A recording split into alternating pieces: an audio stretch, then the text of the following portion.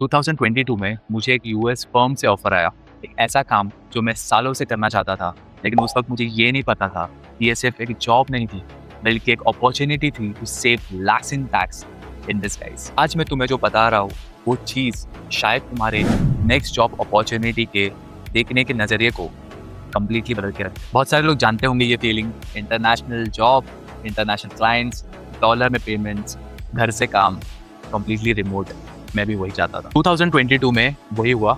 Head of technical operations एक US firm के लिए, फिक्स कॉम्पनसेशन, सब कुछ लेजिटिमेट कॉन्ट्रैक्ट में था, डॉलर्स इंडिया आ रहे थे। नेचुरली काफ़ी खुश था, लेकिन बहुत टाइम बाद अपना आईटीआर फाइल करते वक्त मुझे रियलाइज़ होता है कि मुझे एक और बेनिफिट है इस एंटायर स्ट्रक्चर। ऐसा बेनिफिट जो मेरे टैक्स लाइबिलिटी को एग्जैक्टली 50% से रिड्यूस कर सकता है। मैं इस यूएस फर्म के लिए एक एम्प्लॉय की तरह एक्ट ज़रूर कर रहा था, लेकिन मेरे कॉम्पनसेशन के हिसाब से मेरी salary as a fee draw की जा रही थी, जहाँ पर मैं एक सर्विस प्रोवाइडर था for the company and company मेरे लिए एक इंटरनेशनल क्लाइंट। इस हिसाब से मैं एक प्रोफेशनल कंसल्टेंट था जो एक्चुअली में एक फीस चार्ज कर रहा है rather than taking the salary. अब इस स्ट्रक्चर की वजह से मैं एग्जैक्टली एलिजिबल हो जाता हूँ फॉर अ सेक्शन 44 ADA, जो ये कहता है कि कोई भी रजिस्टर्ड प्रोफेशनल जैसे कि doctor, engineer, technical consultant, even and freelancer is eligible for 50% deduction as an expense in their income। और ये बेनिफिट तुम्हें मिलता है बिना कोई बिल दिखाए,